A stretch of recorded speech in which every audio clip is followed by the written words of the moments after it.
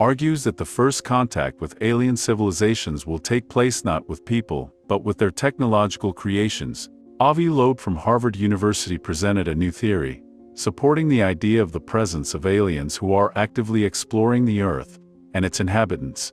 According to his theory, aliens will not make their first contact with people, but will prefer to communicate with artificial intelligence. According to the scientist, it will be a form of artificial intelligence that will choose a more soulmate for communication, that is, earthly artificial intelligence.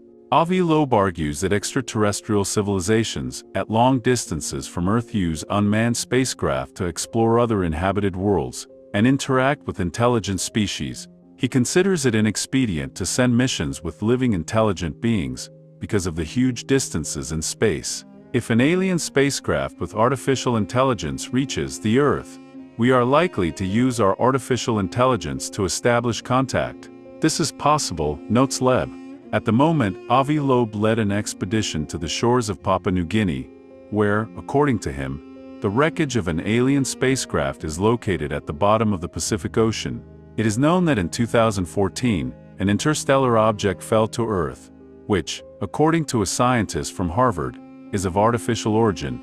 Seth Shostak, an astronomer from the SETI Institute, an organization engaged in the search for extraterrestrial intelligence in space, also believes that aliens have not yet visited ChatGPT, Earth, but predicts that the first contact with extraterrestrial intelligence may occur around 2035.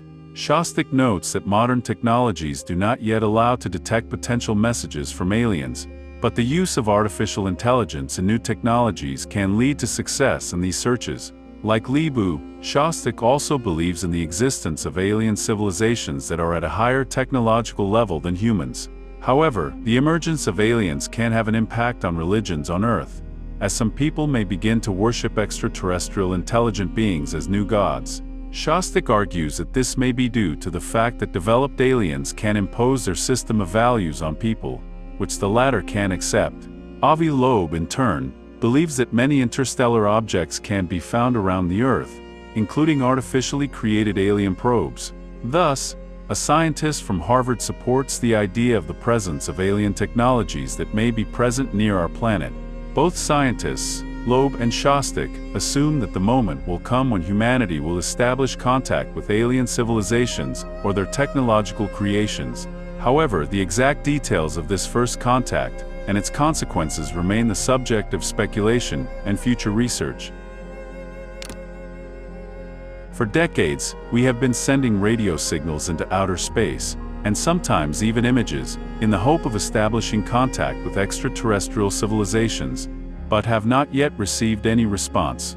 Maybe we're doing something wrong? The BBC Future correspondent studied the issue and found out that scientists are already working on new principles of communication with aliens, including with the help of smells. Artist Carrie Patterson has long been interested in the idea of sending messages into distant space. The difference between her idea is that she offers to communicate with aliens using smells. SMEC articles from the journal section. Having received a message from us in the form of formulas of aromatic compounds, Patterson explains, an alien addressee could recreate various smells characteristic of life on Earth: smells of blood and animal feces, sweet floral and citrus aromas, or gasoline, vapors hinting at the dependence of Earthlings on vehicles. Thus, in her opinion, intelligent life forms on distant planets, whose perception of image or sound may differ from ours, would learn about us thanks to the sense of smell, which on Earth is one of the most basic and common. This is just one of many ideas about the best way to convey the news of intelligent life outside the solar system. 40 years ago, the Arecibo Radio Observatory in Puerto Rico sent a pictographic message into space, and since the invention of radio and television, humanity has been constantly and unintentionally sending signals into space that can be intercepted by other civilizations. However, in recent years, astronomers, artists, linguists, and anthropologists agree that it is much more difficult to write a letter that representatives of another civilization could read than it seems. Most recently, at a conference organized by the SETI, Search for Extraterrestrial Intelligence Project, Patterson discussed with other enthusiasts the difficulties of a possible dialogue with extraterrestrial life forms. It turns out that the traditional So what method of communication is optimal? There is no unambiguous answer yet. Maybe odors may work, or some technology that we do not yet own.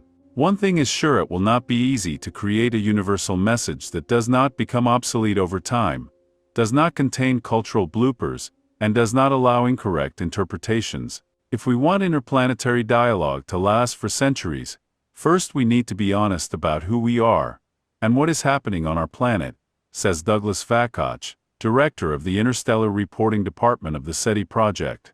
If we lie, intelligent civilizations capable of intercepting and deciphering the signals of terrestrial radio and television broadcasting will suspect that they are hanging noodles on their ears. There is no need to keep silent about our shortcomings, says Vakoch. Our message to other worlds should be frank. We are a young civilization experiencing a difficult period of technological growing up.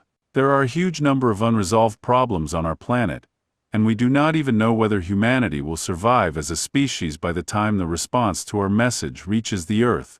However, despite all the difficulties, we, Earthlings, have hopes, especially hope for ourselves.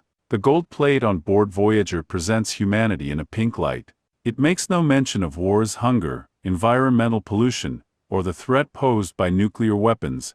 According to John Traffagan, if aliens fly to Earth after listening to this message, they will be very disappointed. We thought it was really a cool planet, but it seems that the locals had thoroughly spoiled it. And yet the most important thing, says Patterson, is for aliens to think about those who sent them a message about humanity, which says here are a few important things: the decoding of our DNA, the basic mathematical formulas, and descriptions of the universal physical laws we use.